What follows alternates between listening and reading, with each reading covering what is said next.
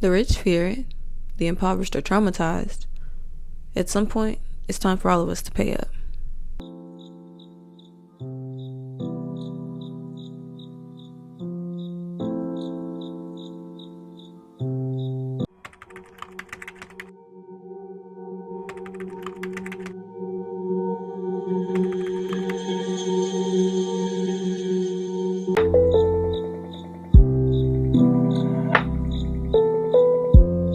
I know that was short and sweet, but I decided this one should have more of a cold open than a warm intro. So, what do you think? Hey, my name is Kay, and I've got something to say. As always, I am eternally grateful to be occupying your screen right now. Thank you so much. It is truly an honor. I want to get in y'all's minds a little bit. So definitely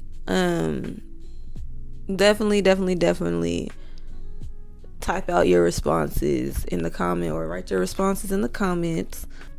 So today's journey into my frontal lobe is something that I feel like 9 out of 10 of us will be able to relate to, and that's destitution.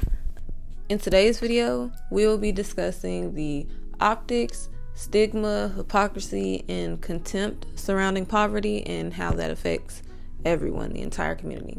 For so many people, broke is synonymous with dirty, lazy, less than, and disgraceful. I feel like that comes from a lot of things, but I want to say that it usually stems from how that person felt or was made to feel when they were going through it.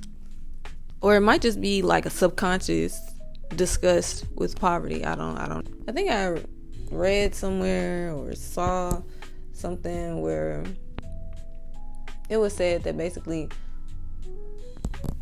people often feel less sympathetic towards groups of people that they feel put themselves into the situations that they're in, such as like obesity or homelessness. A lot of people feel like genuinely like, oh well, if you eat a certain way and if you exercise and if you do this, if you do that, then you wouldn't be in that situation. It's a lot of that, and it's a lot of that couldn't be me. Or I'm not finna get into it. That's finna be too deep. Fat phobia, tackling that might be a little too, that might be a little too deep right now. So I have written down a few questions to kind of get us all on the same page, for us to kind of like think within ourselves, and like, cause genuinely, I'm gonna say it every time. I'm gonna say it every single time. Write your responses in the comments. It definitely does help. It definitely does help me in the long run with engagement and stuff like that. I also really just want to hear y'all's opinions, because let's do it. Let's check the subscriber count. Let's do it. Let's do it. 43. You didn't hear me? Hold on. Make sure my mic works. 43. It's 43 of us. Thank you. First things first, we're going to put ourselves in the mindset of where I'm coming from and allow yourself to revisit certain experiences in a, I want to say, positive, lighthearted way. For these, we have all different types of questions. We got multiple choice. We got word problems. I think it's some arithmetic. Okay, so please feel free to break out the pen and pad if you feel so inclined, okay? In advance, I'm not saying all these questions apply to me. I'm just speaking on my experiences and, and what I've seen. Question number 1. What do you do when you're on your way to work, about to spend your last $10 on gas, and you break your glasses? What do you do? Do you A, ask for money, B, do whatever it takes to get them fixed, or C, go blind for however long you need to. Okay, just let me know. I've personally done all three. Y'all know I wear glasses, right? All y'all know I wear. Hold on.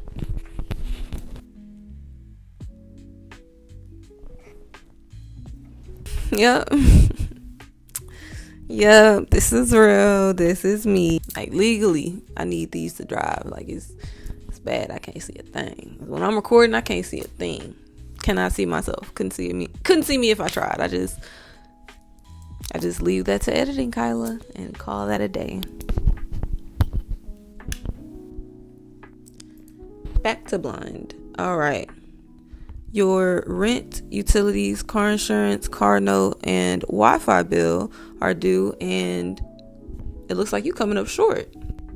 If you had to sacrifice one of them bills for 2 weeks, which one would it be? Driving in Tennessee without car insurance, that's gonna get you locked up. So I'm just let you know that now. Don't play that shit. This one's a little number problem, okay? What happens when your child has a field trip on the 5th and a project due on the 10th that they didn't tell you about till the 9th, and you don't get paid until the 15th? What do? God forbid a family member gets sick halfway across the country, and of course management, they ain't going. With no money in your pocket, how do you even risk your job to get there? How do you go about that? Thank you for thank you.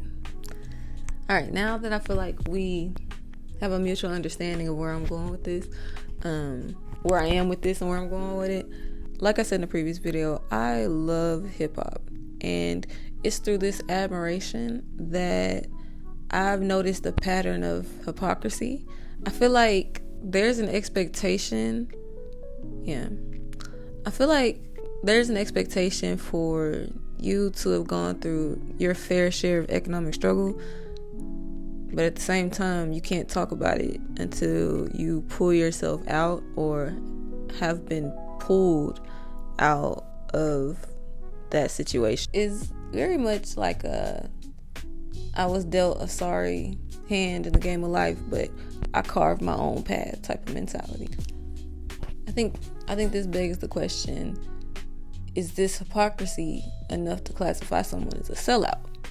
Personally, I don't think so. I really don't. I feel like there are some obvious caricatures that put the pressure on young creatives to conform to a certain image in order to gain an audience. This often poses the argument that if that's what sells, then what's the problem? Why fix it if it ain't broken? And trust me, for real, I can understand that.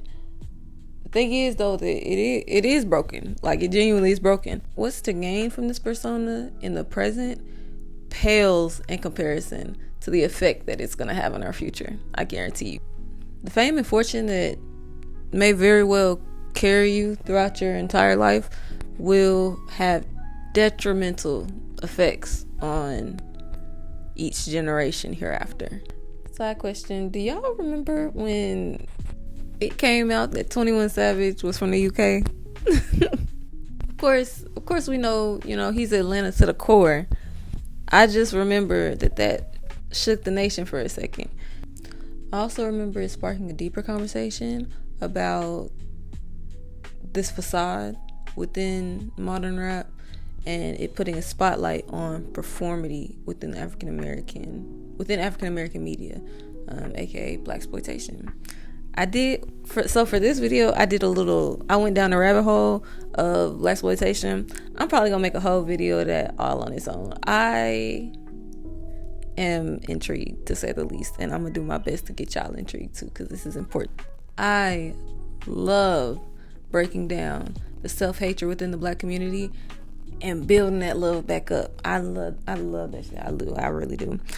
So prior to the movie Sweet Sweetback, black people were portrayed in American media through white people's perspective of the black collective. Following the success of this film, black people were able to be portrayed as more than fools, servants, and savages. It's important to note that we did not begin to be portrayed as thugs, inherently sexual, and remedial on September 13th, 1969. Okay? We just didn't start controlling the narrative to a certain extent and profiting off of these portrayals until directors like Van Peebles came onto the scene. Anyways, following Sweet Sweetback's astronomical success financially and culturally, of course Hollywood had to find a way to capitalize off of it. They just couldn't help it. So according to Wikipedia, in reference to the movie Shaft, they also promoted the behind the camera participation of blacks, thereby appealing to blacks who would appreciate the film as a black production or could fantasize that blacks had somehow beat the Hollywood system and taken over Metro-Goldwyn-Mayer Studios. This method has effectively resonated with the black community to this day, and it's garnered a level of success that has kept the franchise alive. I want to say with the success of this tactic that it proved a sense of longevity in the way that it's still used to this day. I say all that to say that I do think I want to make a video on blaxploitation, so let me know if you'd watch it. Let me know if that's something you would be interested in. Don't hold me to it, but I'm pretty sure that this is the last question I'm going to ask you, okay? Do you know what happens when you go years without going to the dentist because you can't afford to see why that pain in your jaw is giving you a migraine? Your teeth, they spoil like milk. It could be discoloration, it could be decay. Your tooth can literally break. Did you know that? Your tooth can break? I mean, I guess that is kind of obvious. But yeah, your tooth can literally just over time break. I think I might shake the table with this one. But I genuinely, I never feel bad when I'm not having it. You know what I'm saying? One affirmation that I live by is to berate yourself is a waste of time. Ain't no point. I'm so sorry. Why? Is that not punishment enough? Is being broke not punishment enough for real? If you've really gone without, then you know how casually embarrassing that is, all on its own. To put things in perspective, coming from Nashville to Memphis genuinely felt like getting jumped in. These folks will check you for having an umbrella in the rain. I'm talking about you can't escape it. I was once called a Popeyes working ass bitch because I cut a dude off in traffic. I'm so for real. Yeah, I had to go home and think about that one for sure. But for real though, yeah, I'm not going to shame myself because I'm not having it. You know, of course, not applying yourself and not putting yourself or taking advantage of the opportunities that you can in order to advance yourself the way you want to, and in order to, you know, be the person that you want to be in the position you want to be. I'm not saying that. That's definitely something, you know what I'm saying, you gotta work on. The state of being in that situation. Are you joking? I don't know what to tell you. If I'm shaming myself, that means I'm shaming everybody else who going through it right now. Like, I'm not gonna do that. And why are you mad? For real, like, why are you mad that I get my little Dr. Thunder and tasty toaster tarts from Super Low? Like, it's no way we in middle school and you checking me because I got hand-me-downs in a Walmart belt. Damn. What am I supposed to do? Like, all I'm saying is, if you've made a name for yourself, you know, flexing and flogging, I ain't judging you at all. I'm just trying to put it in your mind that you're not immune to the things you despise. Okay? Just because you hate the homeless, that don't mean that you won't wake up next year on the streets. You know, hear me and hear me now. Opening your mind can genuinely save your life. Thank you so much for listening.